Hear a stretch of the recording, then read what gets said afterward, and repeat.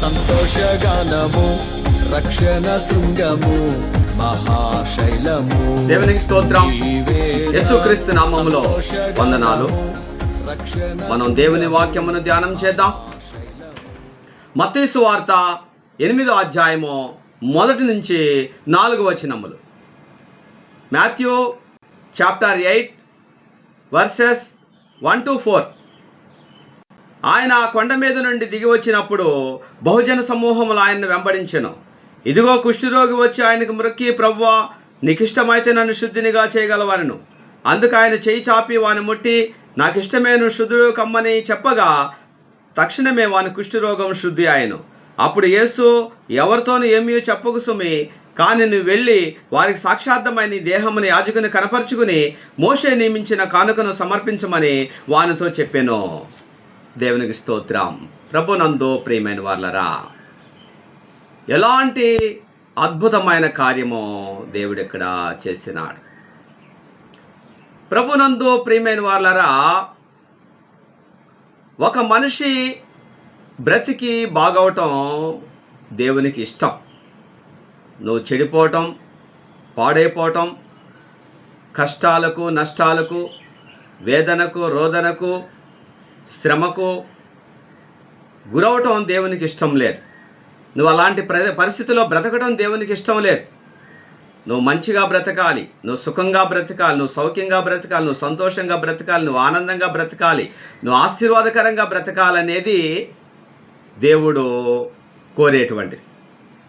కాబట్టి ప్రభునందు ప్రియమైన వారలారా, వ్యాధి నుండి, బాధ నుండి, శ్రమ నుండి, సంఖ్యల నుండి, దుఃఖము నుండి, పాపము నుండి, శాపము నుండి విడిపించడం దేవునికి విశేషమైన కార్యమేమి కాదు.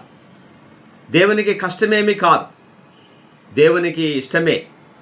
ఎందుకంటే ఆయన అనేకమైన అద్భుతమైన కార్యాలు చేసినట్లుగా బైబిల్ గ్రంథంలో మనకు తెలియజేయబడతా ఉంది.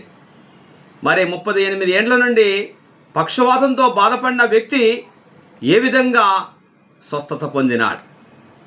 యేసు ప్రభు లేచి నీ పరిపెత్తుకు నడువమని చెప్పేసి చెప్పగానే ఆ వ్యక్తి లేచి నిలిచి నడవసాగినాడు.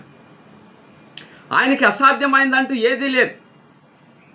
కేవలము ఆయన మాట పలికినాడు, అతనికి స్వస్థత కలిగింది.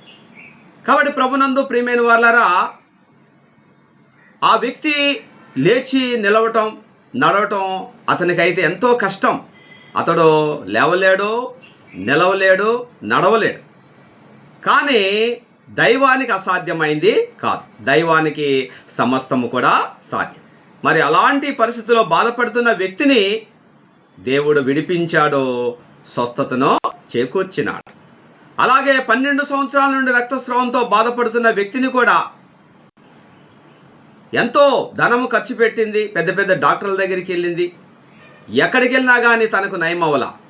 ఆఖరికి యేసయ్యను ఆయన యొక్క వస్త్రం యొక్క అంచును ముట్టుకొనదు, అంగి యొక్క అంచును ముట్టుకోగానే తనకి స్వస్థత కలిగి. కాబట్టి నీవు నమ్మిన దేవుడు యేసు ప్రభు గొప్పవాడు. ఆయనకు అసాధ్యమైందంటూ ఏదీ లేదు. ఆయనకి సమస్తము కూడా సాధ్యం. బైబిల్ గ్రంథంలో మనం గమనిస్తే యోబు గ్రంథము 15వ అధ్యాయం 14వ వచనంలో ఒక మాట ఉంది. శుద్ధుడవుటకు నరుడు ఏపాటి వాడు, నిర్దోషుడవుటకు స్త్రీకి పుట్టిన వాడు ఏపాటి వాడు. కాబట్టి దేవుడు ఎలాంటి పాపినైనా విడిపిస్తాడు, రక్షిస్తాడు. ఎలాంటి పాపినైనా క్షమిస్తాడు, ఆ పాప శాపము నుండి విడిపిస్తాడు. ఆ వ్యక్తికి గొప్ప రక్షణను ఇస్తాడు. ఆ వ్యక్తిని శుద్ధి చేస్తాడు, ఆ వ్యక్తిని పరిశుద్ధపరుస్తాడు. కాబట్టి ప్రభునందు ప్రియమైన వారలారా, ఆ వ్యక్తి యేసు ప్రభు దగ్గరికి వచ్చాడు. కుష్ఠరోగి యేసు ప్రభు దగ్గరికి వచ్చి మ్రొక్కి, అయ్యా, నీకు ఇష్టమైతే నన్ను శుద్ధి చేయ అని చెప్పేసి యేసయ్యతో అంటూ ఉన్నప్పుడు యేసయ్య ఏమన్నాడో వాడిని ముట్టుకున్నాడు. చెయ్యి చాపి వాడిని ముట్టుకుని, నాకు ఇష్టమే, నువ్వు శుద్ధుడవమని చెప్పినాడు. చూడండి, బైబిల్ గురించి మనం గమనిస్తే ఇదిగో కుష్ఠరోగి వచ్చి ఆయనకు మొక్కి, ప్రభువా నీకిష్టమైతే నన్ను శుద్ధినిగా చేయగలవను. అందుకు ఆయన చేయి చాపి వాని ముట్టి, నాకిష్టమే నువ్వు శుద్ధుడో కమ్మని చెప్పగా తక్షణమే వాని కుష్ఠరోగము శుద్ధి ఆయను. ఎప్పుడైతే యేసయ్య వారిని ముట్టుకున్నాడో వెంటనే కుష్ఠరోగము శుద్ధి అయిన. ప్రభునందు ప్రియమైన వారలారా, నువ్వు కుష్ఠరోగివి, దూరంగా వెళ్ళిపో అని యేసయ్య తోలివేశాడా? ఎందుకంటే బైబిల్ గ్రంథంలో ఒక మాట ఉంది, నా యొద్దకు వచ్చు వారిని నేను ఎంత మాత్రమును కూడా త్రోసివేయను. కాబట్టి దేవుడు త్రోసివేసేవాడు కాదు.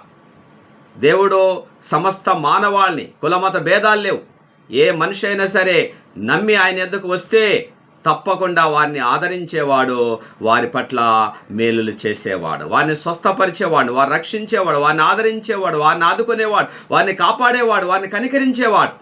కాబట్టి ఎప్పుడైతే మనుషులు తమను తాము తగ్గించుకుని యేసయ్య దగ్గరికి వస్తారో తప్పకుండా గొప్ప మేలులను, అద్భుత ఆశ్చర్యకరమైన కార్యాలను మనుషులు పొందుకోగలుగుతారు. కాబట్టి ఇక్కడ బైబిల్ గురించి మనం గమనిస్తే యేసు ప్రభువు అన్నాడు, అందుకు ఆయన చేయి చాపి వాని ముట్టి, నాకిష్టమైన శుద్ధుడు కమ్మని చెప్పగా తక్షణమే వాని కుష్ఠరోగము శుద్ధి అయింది. ఎప్పుడైతే యేసయ్య ఆయన ముట్టుకున్నాడో వెంటనే కుష్ఠరోగము నుండి అతడు గొప్ప విడుదల పొందినాడు, స్వస్థత పొందినాడు. కాబట్టి ప్రభునందు ప్రియమైన వారలారా, ఎప్పుడైతే మనుషులు తమను తాము తగ్గించుకుని దేవుని యొద్దకు వస్తారో, విశ్వాసంతో ఆయన ఆశ్రయిస్తారో, విశ్వాసంతో ఆయన్ని ప్రార్థిస్తారో, విశ్వాసంతో ఆయన అనుసరిస్తారో తప్పకుండా దేవుడు అలాంటి మానవుల పట్ల తన గొప్ప కనికరాన్ని చూపిస్తాడు, వారిని క్షమిస్తాడు, వారిని కనికరిస్తాడు, వారిని ఆదరిస్తాడు, వారిని స్వస్థపరుస్తాడు, వారికి మంచి ఆరోగ్యాన్ని, ఆయుష్ను కూడా దేవుడు దయచేస్తాడు. దేవునికి స్తోత్రం. దేవుడి పరిశుద్ధ మాటలను దీవించును గాక. ఆమెన్. ప్రార్థన చేసుకుందాం. మహాపరిశుద్ధుడా, ప్రేమ గల తండ్రి, మీకు వందనాలు. ప్రియ ప్రజలతో మాట్లాడి ఉన్న ప్రతి మాటలను బట్టి వందనాలు. ఎలాంటి స్వస్థత కార్యాలు మీరు జరిగించిన నాయన ఈ భూమి మీద మీరున్నప్పుడు నాయన, ఆ కాలమందే కాదు నేడు కూడా మీరు చేస్తూనే ఉన్నారు నాయన. మీకు వందనాలు, స్తుతులు, స్తోత్రాలు. ఒక మనిషిని అలాంటి పరిస్థితి నుండి విడిపించడం మీకు కష్టమేమీ కాదు నాయన. అయా, మీకు అసాధ్యమైంది ఏమీ కాదు నాయన, మీకు సమస్తం సాధ్యం నాయన. ఇలాంటి అనేకమైన అద్భుతమైన కార్యాలు అయా మీరు ఈ మీ యొక్క గ్రంథము నుండి నాయన తండ్రి చేసినట్లుగా మాకు స్పష్టంగా తెలియజేయబడతా ఉంది నాయన.